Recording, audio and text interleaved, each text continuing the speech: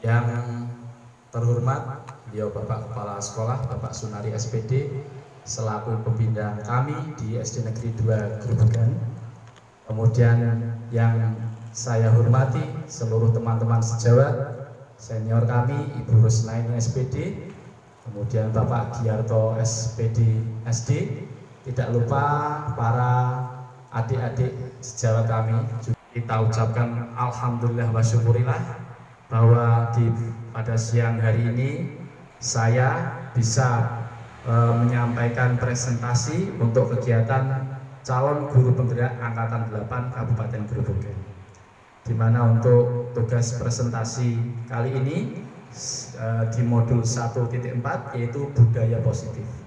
Di sini saya selaku calon guru penggerak angkatan 8 telah melaksanakan serangkaian kegiatan aksi nyata.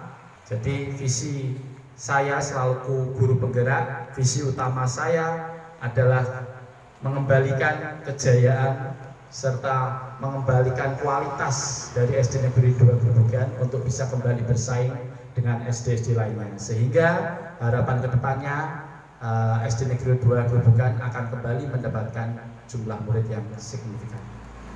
Terima kasih. Puji syukur kehadirat Allah Subhanahu wa Ta'ala yang telah memberikan kita nikmat berupa kesehatan, waktu, dan semuanya sehingga kita bisa bertemu dan berkumpul di acara atau kegiatan presentasi aksi nyata saya. Pertama-tama saya ingin mengucapkan terima kasih kepada semua teman-teman yang sudah hari ini bisa mensupport saya untuk melancarkan kegiatan presentasi aksi nyata ini.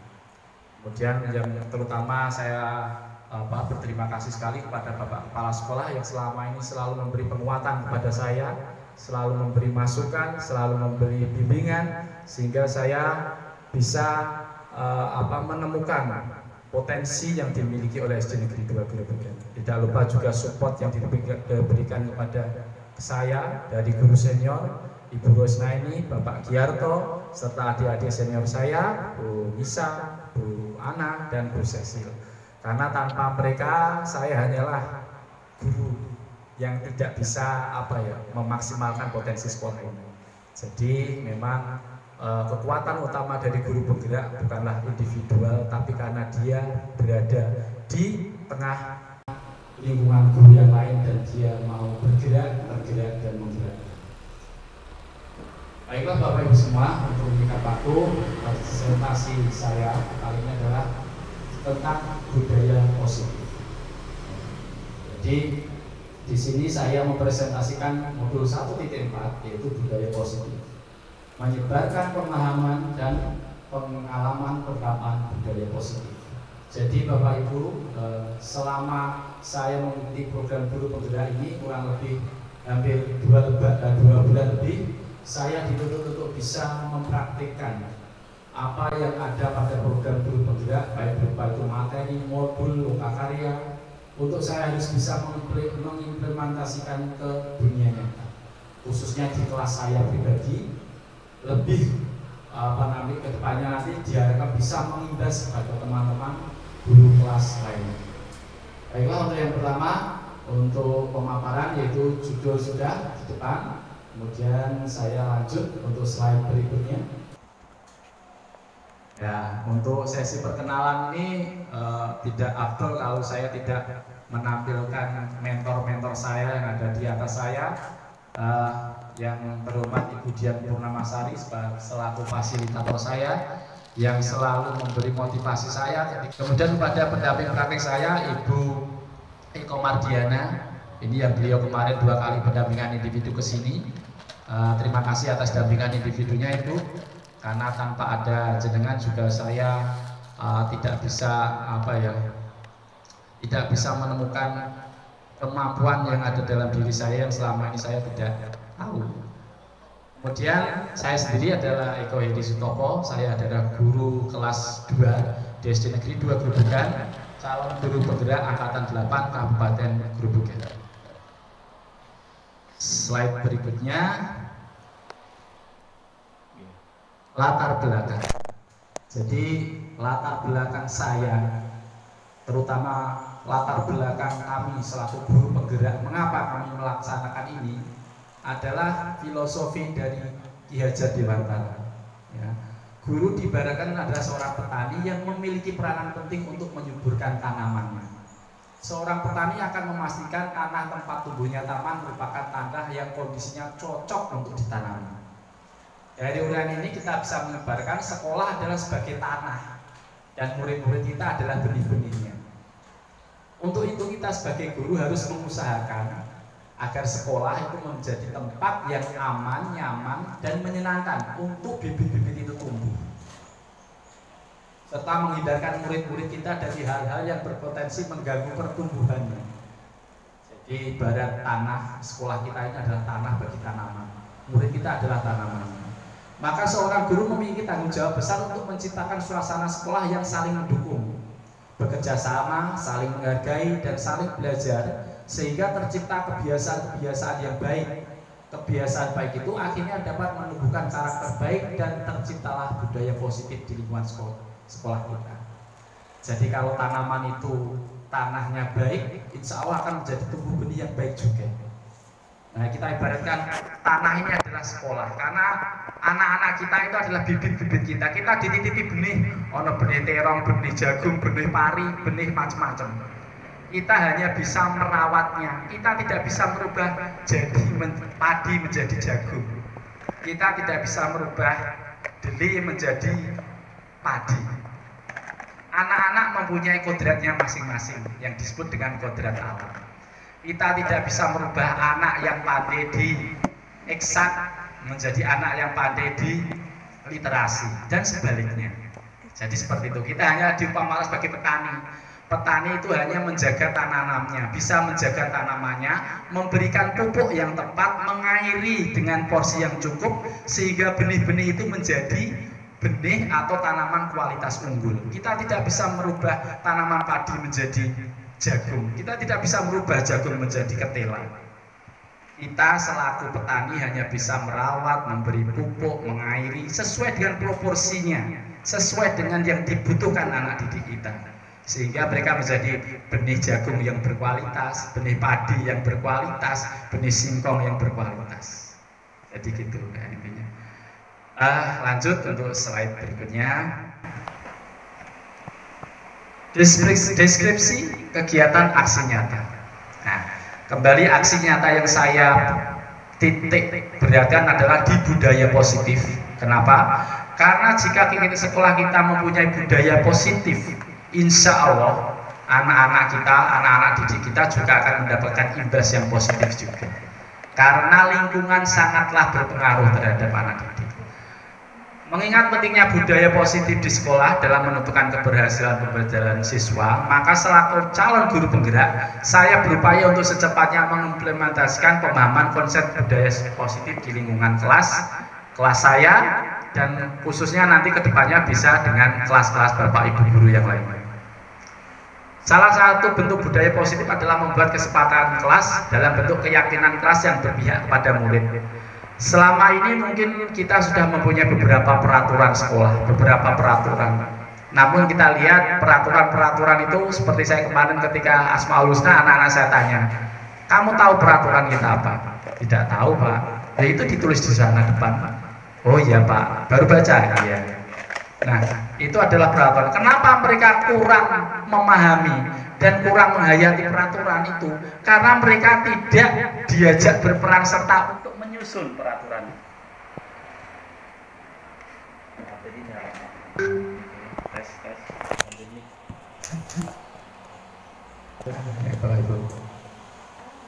Ya, jadi kenapa mereka tidak merasa mempunyai, tidak bahkan mungkin cenderung melanggar peraturan? Karena mereka merasa tidak dilibatkan dalam membuat peraturan tersebut. Bayangkan jika jenengan mempunyai ide, kemudian ide itu diterapkan di sekolah, mestinya jenengan akan merasa bertanggung jawab untuk mengikuti konsekuensi itu, karena jenengan merasa urun rembuk. Tapi apa yang terjadi ketika jenengan tidak diberi porsi untuk ikut menentukan urun rembuk, tiba-tiba Anda harus disuruh mentaati peraturan itu. Tentunya jenengan juga kurang merasa memiliki, karena jenengan tidak merasa membuatnya, tidak turut serta untuk membuat peraturan tersebut. Nah, itu namanya keyakinan kelas. Dari setiap kelas nanti akan membuat keyakinan yang nanti keyakinan kelas itu akan dirumuskan menjadi sebuah peraturan. Nah, dari beberapa kelas keyakinan kelas akan disatukan menjadi satu, menjadi keyakinan sekolah. Kemudian yang ketiga, saya ingin mengimbaskan diseminasi budaya positif yang sudah saya terapkan itu kepada teman-teman sejawat di lingkungan sekolah saya. Jadi ada dua pokok yang sudah saya laksanakan secara nyata, yaitu keyakinan kelas. Yang kedua adalah melaksanakan segitiga restitusi. Nanti akan jenengan Bapak Ibu akan lihat bagaimana apa sih keyakinan kelas, bagaimana segitiga restitusi itu. Lanjut ya. Oke. Aksi yang positif sehingga terwujud lingkungan pembelajaran yang aman dan nyaman, baik di lingkungan sekolah, kelas dan sekolah.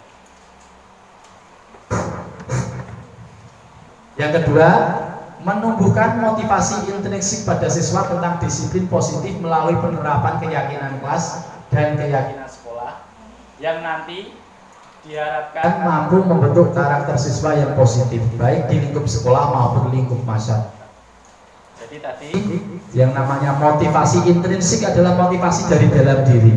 Ketika anak-anak itu mempunyai motivasi untuk melaksanakan kedisiplinan dari mereka sendiri, insya Allah mereka lebih kuat untuk melaksanakan peraturan-peraturan keyakinan yang sudah dibuat, karena mereka turut andil dalam menentukan keyakinan kelas tersebut. Mana yang benar, mana yang baik menurut mereka. Jadi mereka tidak hanya dipaksa untuk menuruti peraturan, tetapi mereka juga difungsikan ketika membuat peraturan tersebut. Tolak ukur. Tolak ukur aksi nyata yang saya lakukan ini adalah satu, siswa mampu membuat keyakinan kelas yang dibuat oleh siswa dan wali kelas. Jadi di dalam kelas nanti siswa membuat keyakinan kelas yang kemudian nanti didampingi oleh wali kelas. Yang kedua, siswa mampu melaksanakan dan menerapkan keyakinan kelas yang telah dibuat dan disepakati bersama secara berkelanjutan atas motivasi intrinsik dari kesadaran diri sendiri. Ketika nanti siswa sudah memberikan keyakinan kelasnya, aturan-aturan yang menurut mereka itu benar dan mereka siap untuk mengikuti aturan itu, mereka nanti akan melaksanakan aturan itu secara berkelanjutan. Dan tugas kita sebagai guru adalah selalu mengawal bagaimana aturan yang setelah mereka buat sendiri itu, apakah mereka lebih mempunyai kesadaran untuk menerapkannya atau tidak.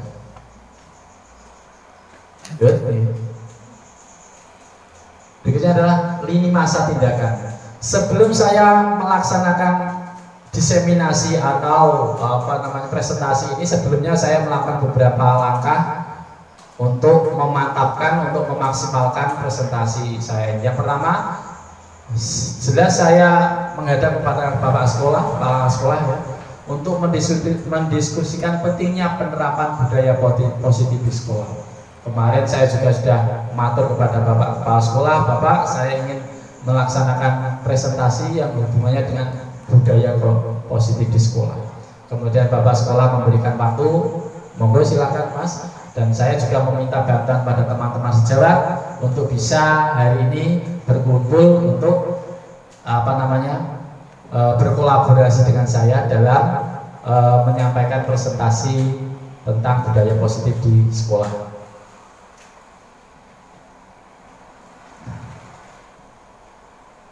Dukungan yang dibutuhkan dalam pelaksanaan budaya positif adalah dukungan dari seluruh elemen sekolah. Tadi saya sudah sebutkan, ada kepala sekolah, ada teman sejawat, ada murid-murid. Itu adalah elemen yang sangat penting bagi saya untuk menentukan aksi itu. Dukungan dari seluruh elemen sekolah, yaitu kepala sekolah, teman, guru sejawat, serta siswa sendiri. Karena terwujudnya budaya positif ini menuntut peran aktif dari seluruh elemen sekolah. Yang kedua, dukungan sarana dan prasarana untuk mendukung pelaksanaan budaya positif.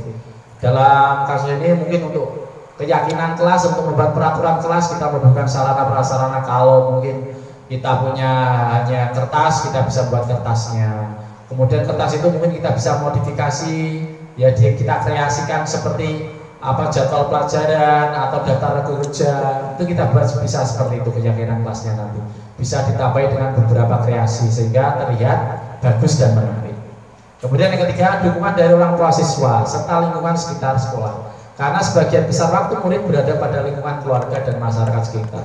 Kita tahu bahwa anak didik kita hanya beberapa jam saja berada di sekolah, Bapak Ibu.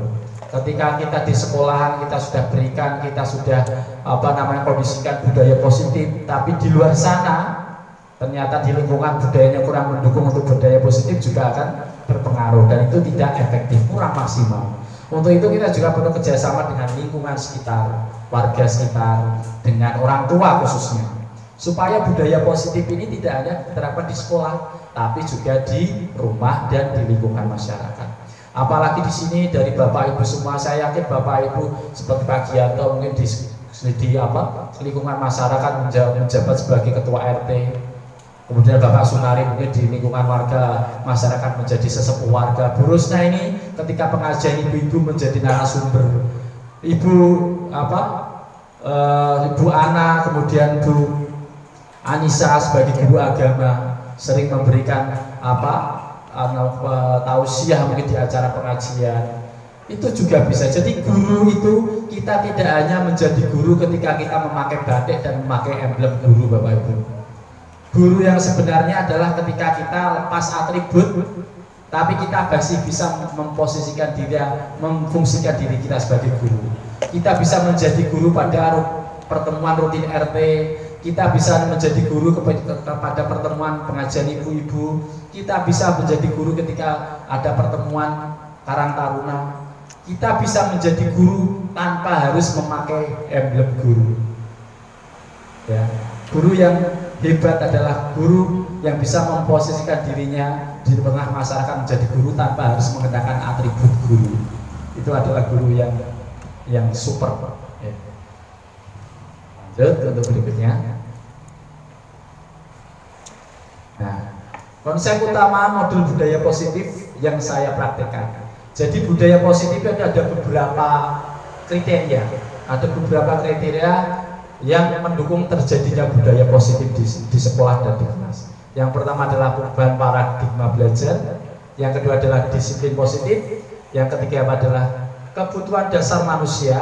Yang keempat adalah motivasi perilaku manusia. Yang kelima adalah keyakinan kelas. Yang keenam adalah posisi kontrol restitusi. Ya, jangan salah sebut ya. Untuk yang terakhir adalah segitiga restitusi. Apa saja itu akan kita tampilkan atau kita presentasikan pada slide selanjutnya. Nah, yang pertama adalah pembelajaran dengan paradigma baru Merdeka Belajar. Bapak Ibu semuanya mesti tahu kita sekarang ini sedang gencar-gencarnya untuk menerapkan Merdeka Belajar, untuk menerapkan profil pelajar Pancasila. Nah, ini adalah paradigma baru bagi kita. Sebelumnya kita hanya menggunakan sistem pembelajaran mungkin dulu ya CBSA, kemudian ada apa yang kemarin itu kita sekarang dihadapkan pada satu paradigma baru pembelajaran, yaitu Merdeka Belajar. Paradigma baru atau kurikulum Merdeka merupakan pembelajaran yang berorientasi pada penguatan kompetensi dan pengembangan karakter yang sesuai dengan dimensi profil pelajar Pancasila. Nah, karakter kuncinya, kita harus menebalkan karakter siswa didik kita. Ya, kita juga harus melakukan pembelajaran yang diferensiasi. Setiap anak, seperti saya sampaikan, setiap anak mempunyai kompetensi yang berbeda-beda. Tidak semuanya anak mempunyai kompetensi yang sama. Tidak semuanya anak pintar matematika, tidak semua anak pintar bahasa Indonesia, tidak semua anak pintar menggambar. Nah, disinilah kurikulum Merdeka ini kita dituntut untuk bisa mendiferensiasikan siswa-siswa kita, memberikan support sesuai dengan kapasitas yang mereka butuhkan. Dalam membangun budaya positif, sekolah dapat menyediakan lingkungan yang positif, aman dan nyaman agar siswa mampu berpikir, bertindak dan mencipta dengan merdeka, mandiri dan bertanggung jawab. Bapak Ibu semuanya tentunya sudah tidak asing lagi dengan profil pelajar Pancasila yang saat ini sedang digetol-getolkan atau dimaksimalkan oleh pemerintah. Dalam hal ini mungkin kita yang berkecimpung di dunia pendidikan sebagai guru ya, ada yang pertama adalah beriman bertakwa pada Tuhan Yang Maha Esa dan berakhlak mulia. Yang kedua adalah berkebinekaan global, gotong royong, mandiri, bernalar kritis dan kreatif. Tentunya saya tidak akan menjelaskan satu persatu pada Bapak Ibu. Saya yakin Bapak Ibu sudah sangat menguasai tentang profil pelajar Pancasila. Saya hanya mau menyatakan bahwa kita sekarang adalah menghadapi era dunia baru dalam pendidikan. Platform Merdeka Belajar dan pelajar Pancasila. Yang ini kita nanti akan sama-sama belajar mencetak profil pelajar Pancasila bersama-sama. Itu yang pertama. Kemudian yang aspek yang kedua, disiplin positif. Nah, kita kembali ke disiplin positif. Disiplin, kuncinya adalah disiplin. Dalam budaya kita, disiplin itu dimaknai menjadi sesuatu yang dilakukan seorang pada orang lain untuk mendapatkan kepatuhan. Kita cenderung menghubungkan kata disiplin dengan ketidaknyamanan. Kata disiplin juga sering dihubungkan dengan hukuman. Padahal itu sungguh berbeda, karena belajar tentang disiplin positif tidak harus memberikan hukuman. Justru itu adalah salah satu alternatif terakhir dan kalau perlu tidak digunakan sekali. Nah, kalau kita mengatakan aturan-peraturan dilanggar, itu konsekuensinya dengan disiplin. Ketika disiplin dilanggar, di benak kita hanya pikirannya ada satu. Melanggar disiplin berarti konsekuensinya adalah hukuman. Selama ini kita mendapatkan atau dalam benak kita stigmanya seperti itu. Ketika ada peraturan, ada pelanggaran peraturan akan memunculkan hukuman. Nah, ini yang paradigma ini selama ini kita harus sedikit mulai sedikit harus membuangnya Bapak Ibu. Karena tidak semua peraturan, tidak semuanya pelanggaran disiplin itu harus diselesaikan dengan hukuman. Gitu. Tujuan dari disiplin positif adalah untuk menanamkan motivasi kepada semua siswa agar mereka menjadi orang yang mereka inginkan dengan menghargai diri sendiri dengan nilai-nilai yang mereka percaya. Motivasi ini berasal dari diri siswa sendiri, internal, sehingga akan berdampak jangka panjang dan tidak akan berpengaruh dengan adanya hukuman dan hadiah. Ketika kita membuat beberapa suatu peraturan, mestinya peraturan itu inginnya akan selalu dipatuhi oleh anak didik kita. Tapi hal itu mungkin juga tidak mungkin karena kita tahu anak didik kita itu baru dalam tahap belajar. Sedangkan bocah yang ngono kae, yang mesti melanggar karena mereka memang dalam masa bermain, ya. Di situ kita harus menanamkan piye to biar mereka itu rumangsa iso ngugemi peraturan iki piye to. Kok melanggar wae. Ya salah satunya adalah menumbuhkan motivasi dalam diri anak sendiri. Dengan apa? Dengan keyakinan kelas tadi. Ketika anak itu diajar bukan piye to peraturan piye ya kamu mau. Anak akan mengeluarkan pendapatnya, oh peraturan seperti ini Bapak. Lah ketika mereka sudah mengeluarkan ide, kemudian ide mereka kita terapkan, tentunya mereka merasa duweni, oh iya, aku dhisik sing usul kuwi kok Pak. Ketika mereka melanggar disiplin yang mereka buat sendiri, kita tinggal mengembalikannya pada mereka. Loh Mas, kemarin yang memunculkan peraturan keyakinan bahwa tidak boleh terlambat sekelas ya Pak. Saya Pak, berarti kamu sendiri yang kamu sendiri yang melanggarnya. Nah, seperti itu. Berbeda jika kita membuat peraturan banyak sekali, tapi anak tidak dilibatkan. Ketika anak ini melanggar disiplin, kita tanyakan, kamu tahu tidak peraturan ini? Tidak Bapak, saya tidak pernah melihat peraturan ini dan saya tidak merasa membuatnya. Nah, ini berbeda. Ya, bedanya di situ antara keyakinan dengan peraturan berbeda. Kalau peraturan itu yang membuat adalah orang lain, kita yang disuruh patuh. Tetapi kalau keyakinan kelas itu kita atau anak didik diikut sertakan untuk membuat peraturan tersebut. Jadi mereka nanti kedepannya lebih merasa duweni karena mereka juga yang mengeluarkan ide atau gagasan peraturan tersebut. Jadi disiplin positif adalah membina dan meluruskan perilaku anak agar memahami kesalahannya. Nah, kemudian yang kedua, konsekuensi bersiap membangun bukan menghukum. Membangun Bapak Ibu, bukan menghukum. Saya yang merasa ketika dulu sebelum mengikuti program guru penggerak yang sama, ketika anak melanggar satu peraturan sudah tanpa kompromi, tanpa ditanya siapa, apa masalahnya, apa alasannya, langsung jebel. Bahkan saya sering memberikan hukuman, tulis di buku tulis kalian 100 kali ke bawah. Itulah murid itu ketika belajar juga butuh kasih sayang Bapak Ibu. Orang terima diseneni, ya itu kebutuhan kasih sayang. Ketika kebutuhan penguasaan, penghafal atas kemampuan. Nah, contohnya ada anak-anak tertentu yang pinter pandai, dia oportunis, dia aktif. Kemudian tidak ada pengakuan, guru saking sibuk guru sibuk garap dapur di ora peduli bocah iso gawe. Pak saya bisa buat itu Pak burung dari perahu Pak, dari kertas Pak. Pak itu saya bisa gambar bagus Pak. Ya terus ke. Pak saya bisa buat ini. Yo lanjut ke, mau tekan rumah ya terus ke ya. Hanya seperti itu. Ketika anak ini butuh pengakuan, saya Pak loh, bisa loh Pak saya. Guru adem ayem, cuek-cuek saja. Apa yang terjadi? Nah, anak juga membutuhkan pengakuan dari gurunya. Sesekali disanjung. Orang itu masih disanjung untuk orang, jangan cuma suami atau istrinya saja, tapi anak didik juga perlu. Ya. Keempat adalah kebutuhan kebebasan, kemandirian, penyendirian, mengendalikan arah hidup ya kepada orang lain. Yang kedua adalah kebutuhan kesenangan ya. Kadang itu anak-anak itu karena mereka masih dalam tahap bermain, mereka itu wajar aku jenenge bocah ya dolanan.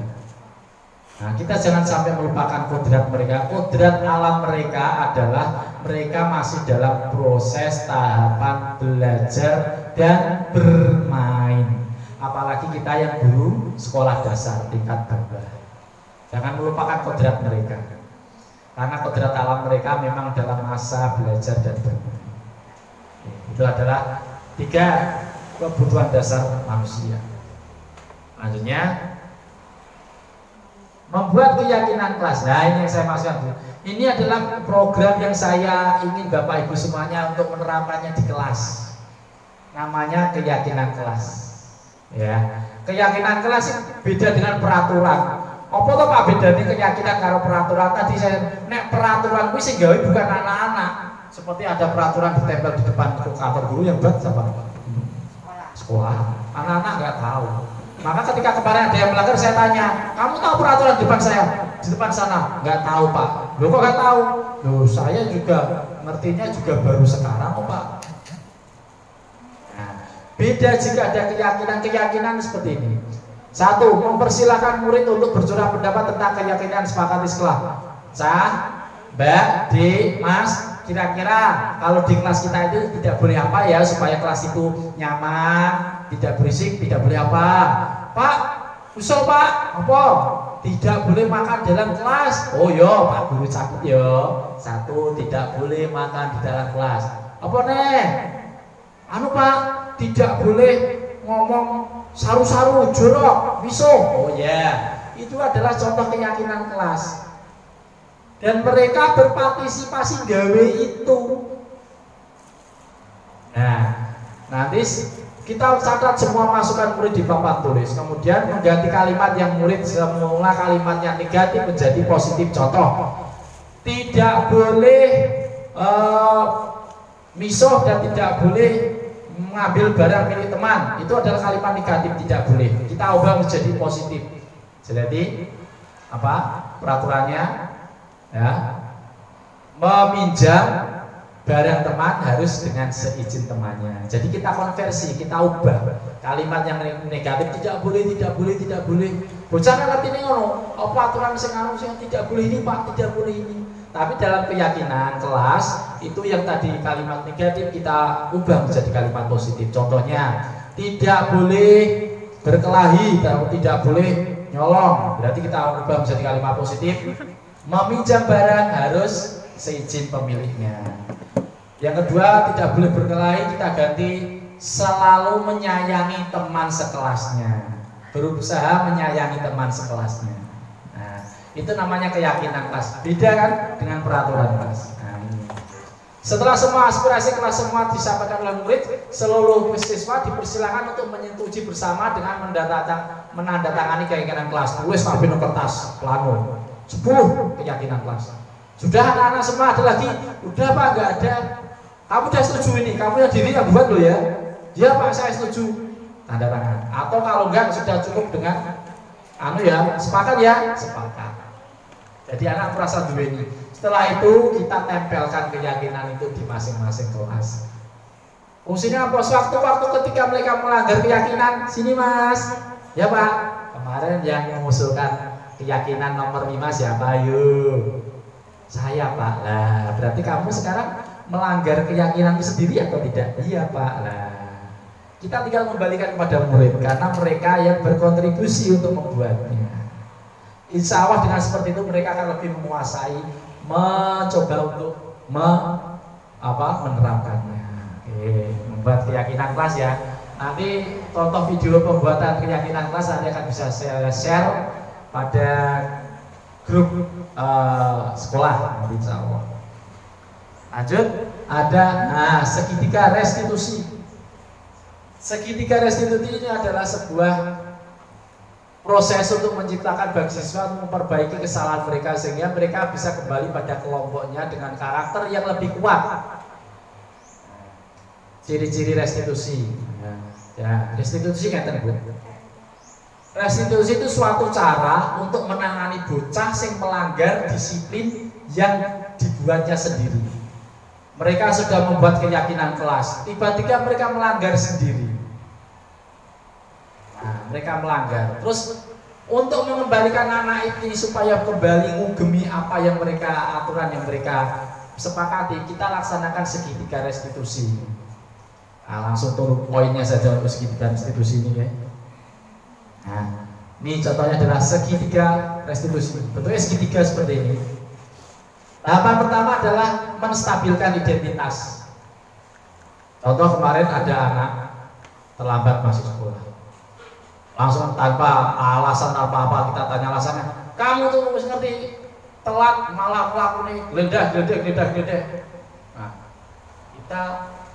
kita adalah guru Bapak Ibu, kita tidak bisa subjektif seperti itu.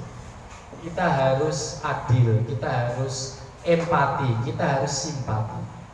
Tidak ada orang yang ingin melanggar, tidak ada orang yang ingin dihukum, tidak ada orang yang ingin dimarahi, tidak ada. Yang pertama adalah satu. Nah, ketika ada anak yang melanggar peraturan, langkah yang pertama adalah menstabilkan, distabilkan sih. Nah, dengan kalimat apa? Contoh, ojo langsung digotak, langsung, Mas, ya berbuat salah itu semua orang adalah kodratnya pernah berbuat salah. Pak Guru lah, Pak Heri lah, ya tahu berbuat salah.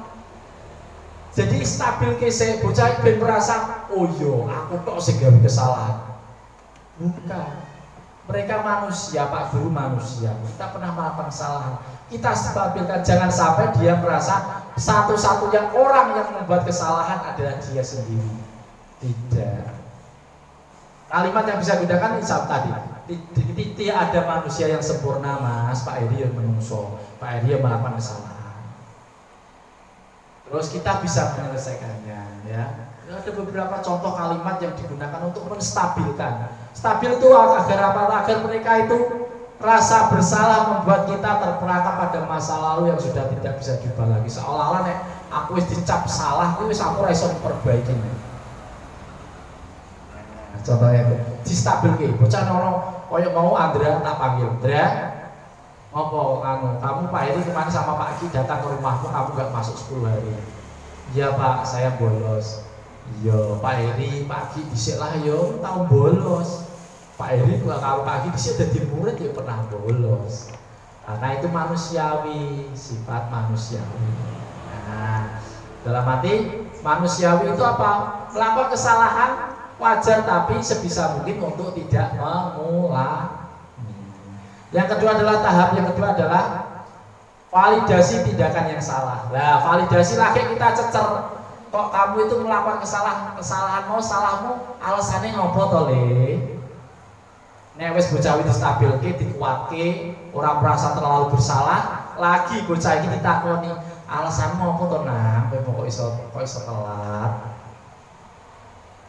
Saya kadang sering ketemu. Yang pertama saya itu ketemu nyeneni bocah, wah iki bocah mesti salah, harus salah. Tapi ketika saya mendengar alasannya, saya harus merasa saya yang bersalah. Oh ternyata dia ada alasan yang memang itu mendukung dia untuk terlambat, dan itu bisa ditoleransi. Contohnya yang membantu orang tua. Nah, itu seperti.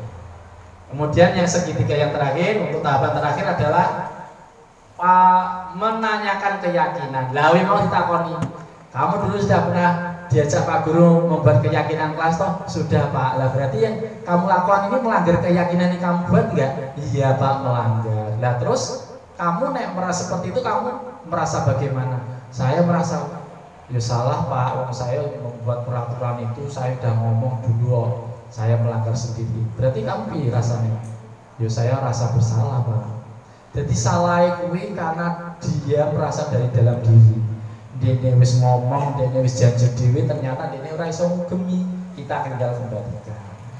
Oh, ya wis nek wis ngakui wis salah. Nek wis salahmu karena ora Pak Giri lho ya sing ngomong kowe merasa salah. Enggak Pak, saya merasa salah dhewe. Nah, terus kemudian yang terakhir ya tadi. Nah, sesuk nek ngono berarti piye kowe? Saiki wis kamu merasa bersalah, ke depannya kamu piye? Oh nganu Pak, ke depannya saya akan berusaha memperbaikinya. Nah, enak kalau kita punya keyakinan. Ini namanya segitiga restitusi.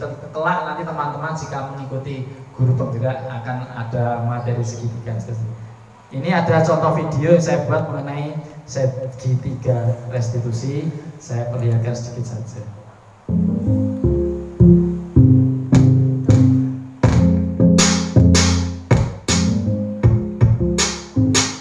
Contoh kasus, pada waktu menunjukkan pukul 7 pagi hari ini hari Senin dan saatnya melaksanakan upacara bendera di sekolah kami.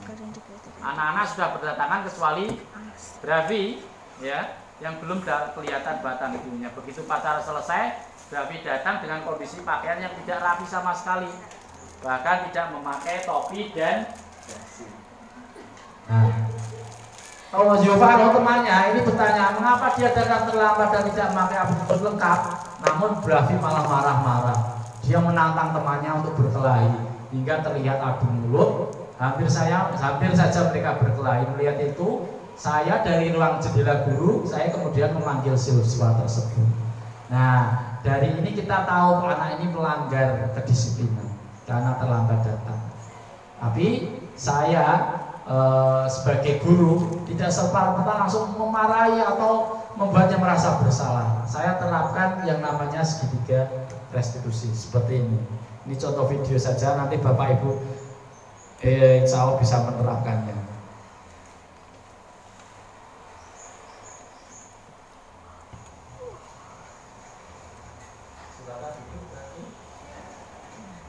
Nah, ini contohnya, nanti Bapak Ibu akan mengalami sendiri. Muridnya ada yang nakal, silakan dipraktekkan.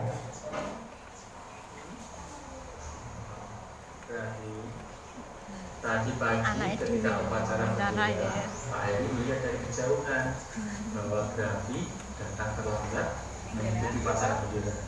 Bahkan ketika upacara bendera hampir selesai, Bravi baru datang. Kemudian Selasa tuh Bu. tidak memakai Selasa lurik. baju atribut upacara yang lengkap, tidak memakai topi, tidak Oh iya, memakai dasi. kan upacara bendera ini Senin ya.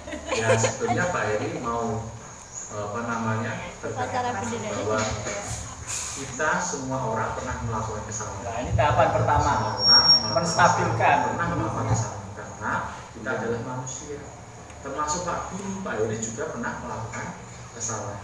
Nah sekarang Pak Heri ingin mendengarkan kenapa pas waktu upacara bendera kamu sering sekali terlambat mengikuti upacara bendera. Coba sekarang kamu ceritakan pada Pak Heri apa alasan kenapa kamu setiap hari Senin selalu datang terlambat. Apa? Mengingat keyakinan kelas kita bahwa kita harus berangkat sekolah tepat waktu. Baiklah, karena kamu sudah mengakui kesalahanmu dan kamu berusaha, sudah mempunyai usaha ingin memperbaiki kesalahanmu, maka Pak Heri memaafkan kesalahanmu. Jangan lupa setelah ini nanti kamu minta maaf kepada temanmu ya. Nah, sekarang kamu boleh kembali ke kelas dan mengikuti pelajaran. Sebentar lagi Pak Heri akan masuk ke kelas. Pak Heri mengambil buku.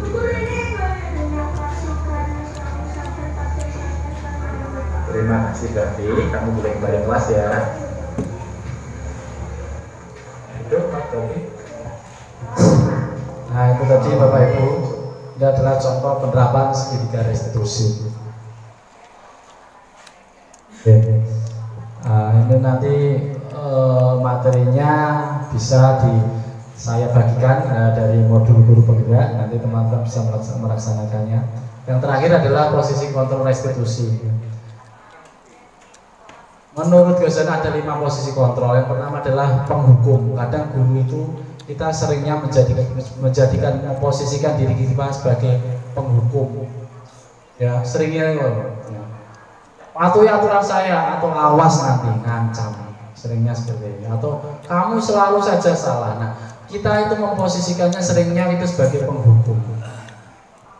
Membuat orang merasa bersalah. Kemudian yang kedua itu membuat orang merasa bersalah. Ya. Contoh itu ketika ada murid yang nakal seperti tadi, anak itu dibuat merasa bersalah. Bapak yang kecewa dengan kamu. Berapa kali ibu harus berhenti kamu? Nah, itu membuat murid itu merasa seolah-olah dia adalah orang satu-satunya orang yang melakukan kesalahan. Padahal kita tidak boleh memposisikannya seperti itu. Yang ketiga adalah teman. Kadang itu ada guru yang mungkin saya itu kadang memanfaatkan murid saya tak atur sebagai teman. Ya, tolonglah ya bukunya itu dibersihin ya. Kalau sekolah itu kayak kocok seperti temannya sendiri, itu juga tidak baik, tidak boleh. Tolong ya, jadi motivasinya itu karena merasa Pak Guru koncoku koyo jaluk tulung, ya, bukan karena dari internal. Ya. Nah, yang ketiga adalah teman, yang saya percepat saja. Kemudian sebagai pemantau atau monitor. Ini guru bisa menjadi sebagai monitor atau pemantau. Memantau berdasarkan peraturan-peraturan dan konsekuensi dengan memisahkan hubungan pribadi.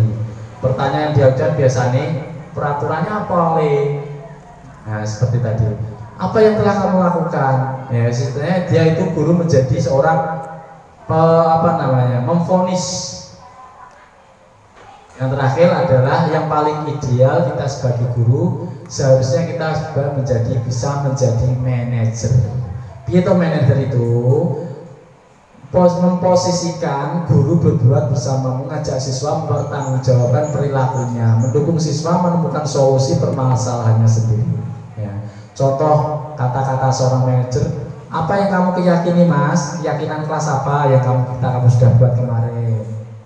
Jadi guru itu tidak menghukum, tidak memvonis. Ya. Guru harus bisa menjadi seorang manajer. Ya. Apa yang kamu yakini benar? Jika kamu meyakininya, apakah kamu bersedia memperbaikinya? Jika kamu memperbaikinya, hal ini menunjukkan apa tentang dirimu? Apa rencanamu untuk memperbaiki kesalahanmu? Nah, jadi kata-kata untuk memvonis, menghukum atau membuat bersalah itu adalah tidak sewajarnya kita lakukan sebagai guru. Nah, posisi ideal guru adalah sebagai manajer. Manajer dengan restitusi tadi, tidak langsung memarahi, tidak memvonis, tapi kita dengarkan dulu. Ya. Oke, lanjut ya. Nah, terakhir, sesi yang terakhir ya, ini tadi sudah habis, adalah motivasi dan harapan. Bapak Ibu semua, saya menyadari mungkin ketika saya menyampaikan teori saya ini, mungkin Bapak Ibu juga paham. Ada yang kurang paham, ada yang paham, ada yang mungkin tidak paham. Itu wajar. Karena itu tadi, saya juga dulu berpendapat demikian. Dan motivasi saya adalah sebagai guru negara adalah menggerakkan diri saya dahulu saya gerakkan. Karena seringkali lingkungan yang kurang mendukung, nikmatnya zona nyaman membuat budidaya untuk berkembang. Jadi kadang kita sekolah juga ada fasilitasnya tidak mumpuni, kita jadi ogah-ogah. Kebalikannya, jika kita menjadi guru di zona yang nyaman, saya sudah PNS, saya sudah semua terjamin, saya ngoyo lah ulangi. Nah, kalau kita berpikiran seperti itu, kita akan susah untuk memaksimalkan, mengembangkan potensi sekolah kita dan guru-guru kita serta murid-murid kita. Nah, harapan saya ke depan teman-teman bisa bergabung ikut guru ikut berpartisipasi dalam program guru penggerak, sehingga jenengan nanti juga mendapatkan pencerahan seperti saya. Saya dulu juga seperti yang lainnya, paling yang menunggui guru penggerak, paling yang menunggui teori. Tapi setelah satu demi satu, modul demi modul saya lalui, saya melewati beberapa modul, saya melewati beberapa pendampingan, saya melewati beberapa tugas, saya melewati beberapa alur tahapan dari guru penggerak. Semakin saya menyadari banyak sekali kekeliruan, kekurangan yang saya lakukan selama saya menjadi guru. Dan semakin dalam saya mempelajari modul, saya semakin merasa saya harus bisa membenahi dari diri saya sendiri dulu, baru nanti membenahi ke tingkat yang lebih besar. Yang sensasi itu Bapak Ibu mungkin jenengan akan bisa merasakannya lebih lagi ketika jenengan akan tergabung menjadi korps guru penggerak. Kalau belum mungkin saya pemahamannya mungkin baru 75%, 50%. Tapi ketika nanti jenengan insya Allah tergabung dalam program guru penggerak, jenengan akan merasa dirinya untuk selalu bisa menggerakkan, bergerak saya untuk diri sendiri dan menggerakkan orang lain. Mungkin itu saja presentasi dari saya mengenai modul 1.4 budaya positif. Kira-kira dalam penyampaian saya tentunya banyak sekali kekurangan, dan untuk itulah saya ke depan akan selalu meminta dukungan, penguatan dari Bapak Kepala Sekolah khususnya, juga dari teman-teman sejawat. Tentunya program ini adalah program yang baik jika memang nanti dirasa dalam implementasinya bisa meningkatkan kompetensi dari siswa-siswi kita, menciptakan budaya kondusif yang baik, budaya positif di sekolahan, maka sekiranya apa yang sudah saya lakukan ini bisa juga diterapkan oleh Bapak Ibu guru semuanya dari tingkat yang paling rendah, yaitu tingkat kelas masing-masing. Mungkin itu saja yang saya bisa sampaikan. Terima kasih atas perhatiannya. Mohon maaf atas segala kekurangan. Untuk presentasi kali ini saya kira cukup. Untuk setelah ini sesi penguatan, masukan dan tanya jawab dari Bapak Kepala Sekolah serta teman-teman sejawab. Waalaikumsalam. Terima kasih atas kesempatan yang diberikan kepada saya untuk memberikan satu pertanyaan. Tadi penjelasan dari Pak Heri sudah sangat jelas dari A sampai Z.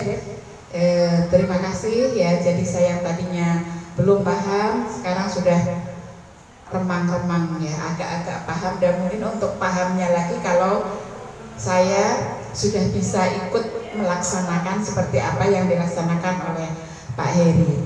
Kebetulan saya adalah guru kelas 1.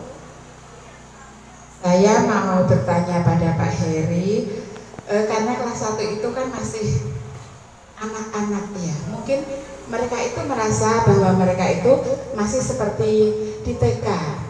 Jadi saya yang dulunya nggak pernah mengajar kelas rendah, tiba-tiba sekarang harus mengajar di kelas 1, itu rasanya agak kaget juga menghadapi anak-anak kelas 1. Contoh, anak kelas 1 itu ada yang kalau sedang diberi pelajaran itu setiap hari, tidak pernah tidak, bahkan tidak hanya 1 kali dalam seharinya, lebih dari 1-2 kali ketika sedang mengikuti pelajaran, baik itu saat gurunya sedang mengajar ataupun ketika anak itu sedang mengerjakan tugas, pasti dia izin untuk pipis. Bu, saya mau pipis.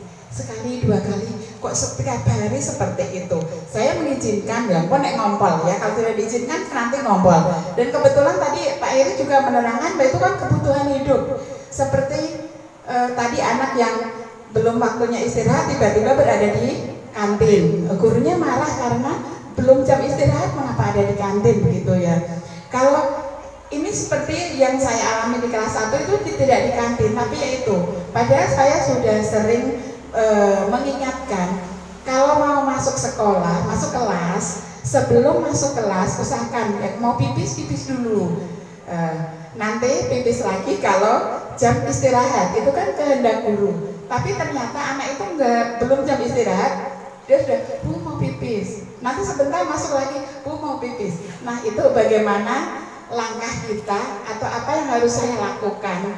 Apakah saya harus selalu mengiyakan permintaannya karena menganggap itu memang kebutuhan anak, ataukah bagaimana ya? Apakah saya harus terus apa ini kebiasaan atau karena kebutuhan atau memang jarak supaya dia meninggalkan pelajaran? Seperti itu Pak Heri, terima kasih. Kelas bawah juga pernah mengalami seperti itu. Saya pernah, dan itu menurut saya tuh si bagus gitu, sering ke kamar mandi juga. Nah begini Bu, jadi seperti yang saya sampaikan tadi, pertama kita harus mempunyai satu peraturan kesepakatan bersama yang dipahami dan disepakati oleh seluruh satu kelas dan guru, yaitu keyakinan kelas. Nah, anak-anak kelas 1 ini juga kita bisa arahkan untuk membuat keyakinan kelas, bisa. Kita pancing contohnya, ayo anak-anak sekarang kita buat keyakinan kelas. Contoh Pak Giri kasih contoh 1 ya. Kalau di sekolahan tidak boleh sering ke kamar mandi, tidak boleh sering ke kamar mandi lo ya, tanpa ada izin dan alasan yang tepat.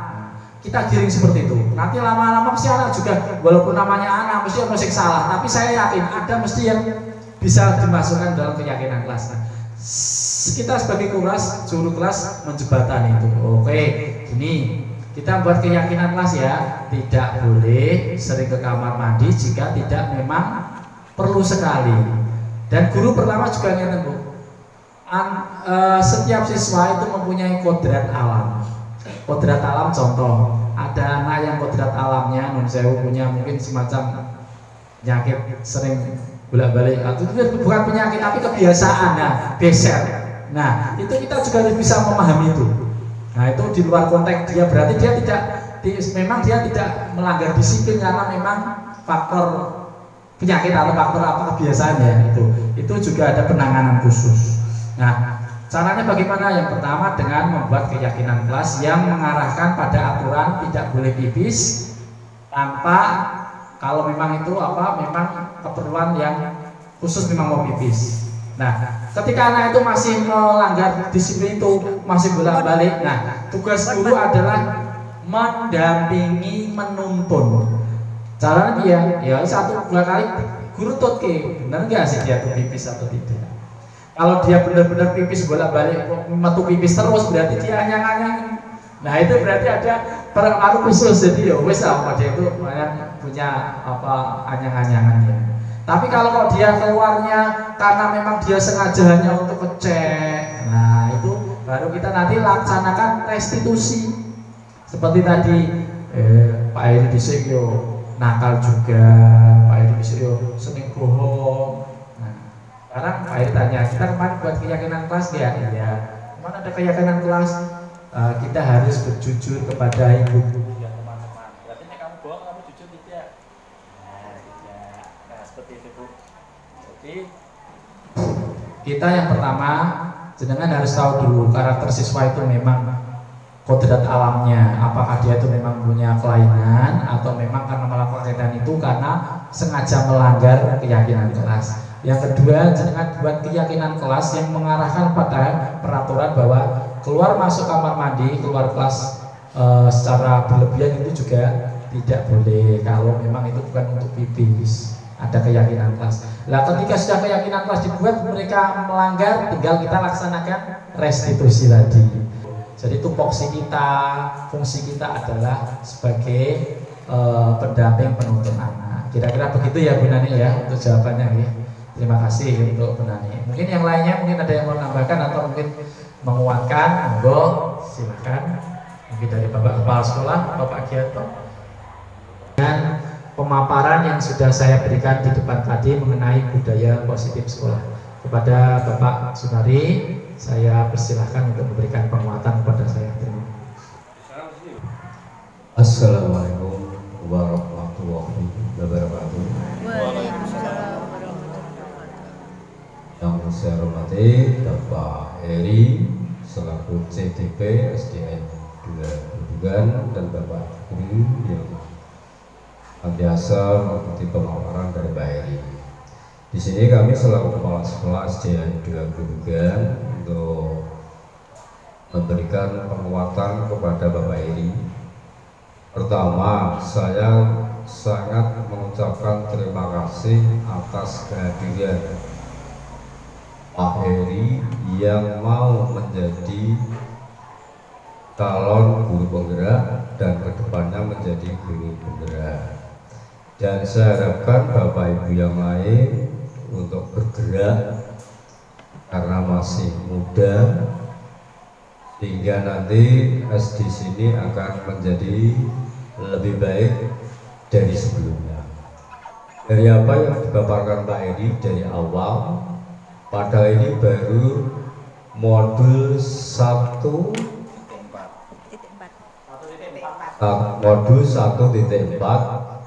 pemaparannya sudah luar biasa. Apalagi nanti kalau sudah sampai modul 7, baru 1.4 pengalamannya di CGP sudah luar biasa. Cara penyampaiannya, cara penguasaannya baik di kelas maupun di luar kelas, karena dia punya keyakinannya, terutama yakin dan semangat. Jadi saya harapkan nanti Pak Heri dan guru yang lain untuk menyusulnya menjadi calon guru penggerak. Jangan takut, karena kalau tidak diawali dengan sekarang, kapan lagi? Karena sekolah sudah menerapkan kurikulum merdeka. Sedangkan sekarang sudah kelas 2 dan kelas 5 juga ikut kurikulum bergerak. Di awal kan kelas 1 dan kelas 4, sekarang tambah kelas 2 dan kelas 5, jadi sudah 4 kelas.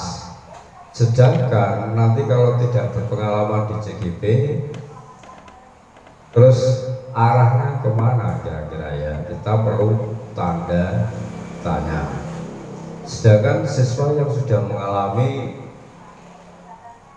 pembelajaran dengan guru calon penggerak, sedangkan nanti kalau naik kelas belum pernah menerima langkah tahapan dari kurikulum merdeka. Tapi harapan saya guru di sini itu sudah mempunyai dan dia merasa merdeka belajar di SDN 2 Gerubugan.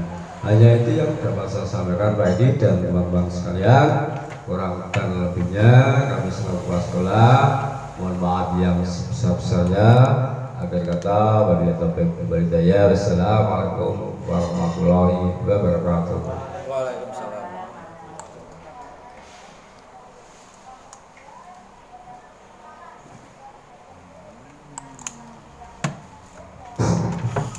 Terima kasih kepada Bapak Sunari SPD selaku kepala sekolah kami, selaku mentor dan pembina kami. Terima kasih atas penguatannya Bapak, dan tidak lupa saya juga terima kasih pada teman-teman sejawat. Semoga aksi nyata yang sudah saya laksanakan ini bisa bermanfaat untuk kelas, terlebih lagi untuk tingkat sekolahan. Nanti Bapak Ibu guru bisa menerapkannya. Yang pertama tadi adalah keyakinan kelas, yang kedua adalah metode restitusi. Insya Allah nanti saya selaku calon guru bergerak dengan senang hati bisa memberikan materi-materi yang ada hubungannya dengan aksi nyata yang sudah saya terapkan. Terima kasih atas perhatiannya. Mohon maaf atas segala kekurangannya. Wabillahi taufiq wal hidayah. Wassalamualaikum warahmatullahi wabarakatuh. Terima kasih. Yang semangat, selamat pagi anak-anak. Assalamualaikum warahmatullahi wabarakatuh. Assalamualaikum warahmatullahi wabarakatuh.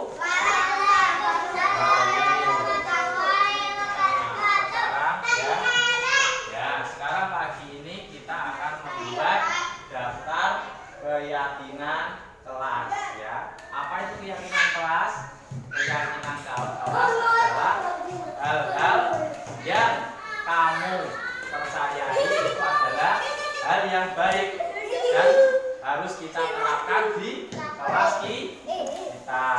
Mengatakan di dalam kelas tidak boleh apa kemarin? Di dalam kelas tidak boleh. Oh, berarti tidak boleh bermain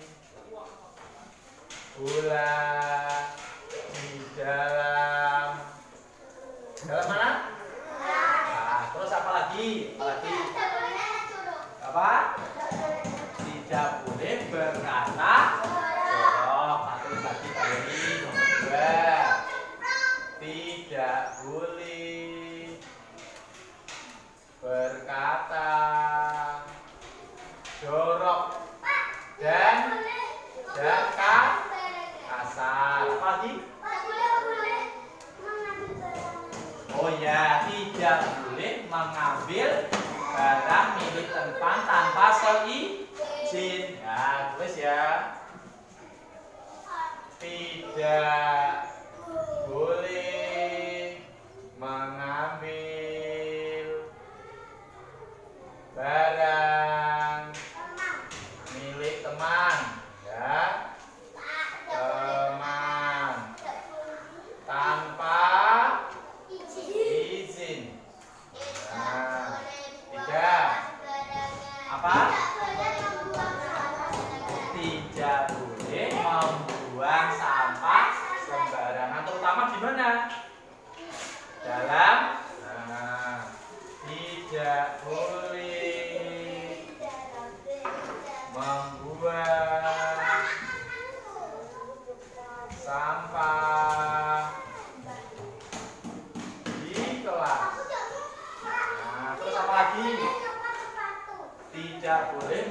sepatu di dalam kelas, kecuali kalau dibersihkan ya. Tidak boleh melepas sepatu di dalam kelas. Terus apa lagi? Yo, apa lagi kemarin ada keyakinannya yang kamu yakini itu harus diterapkan, tidak boleh dilakukan dalam kelas.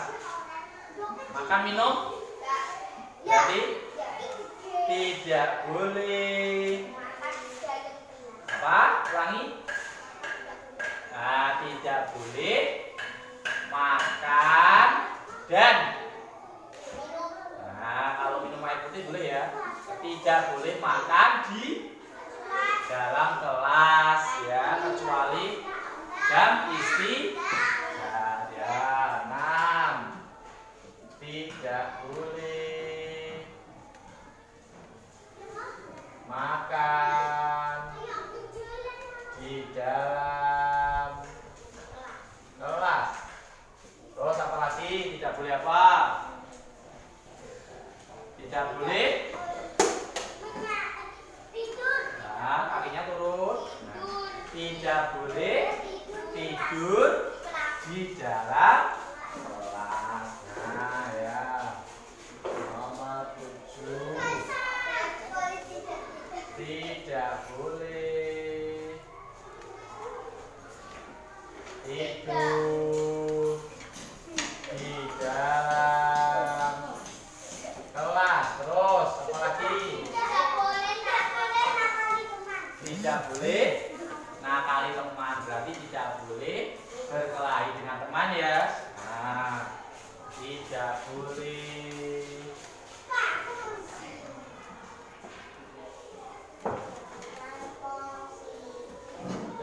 nakal ya, nakal dan berkelahi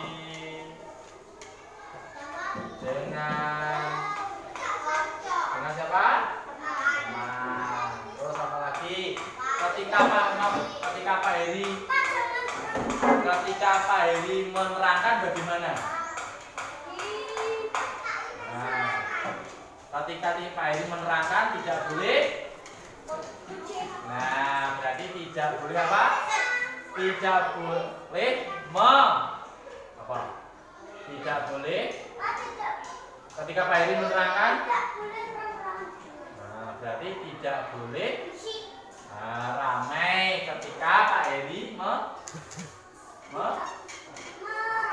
menerangkan pelajaran. Nah, berarti ulang lagi, tidak boleh ramai ketika Pak Heri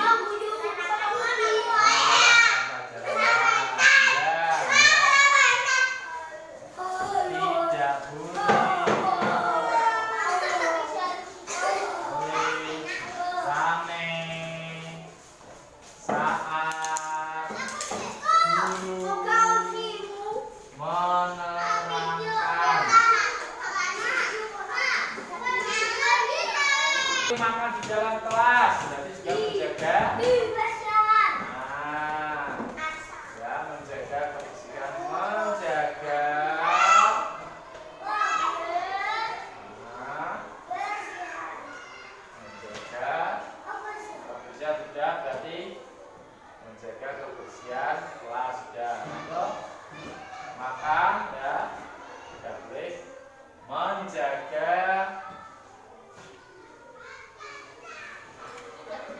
kebersihan sudah ya, menjaga yangi ya, juga saling menghargai.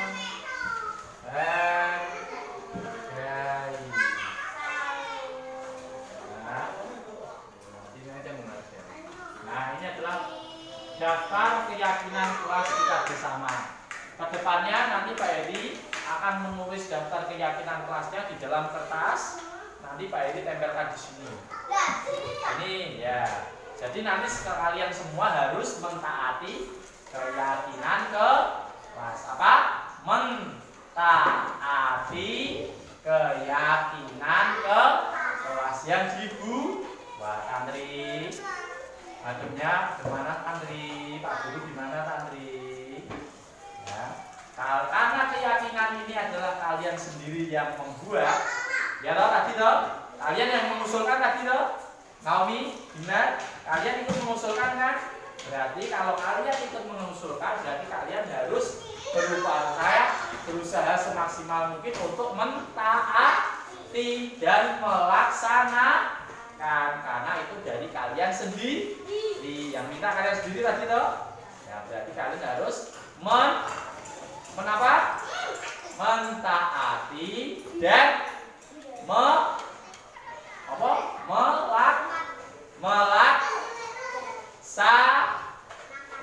Ayo ulangi.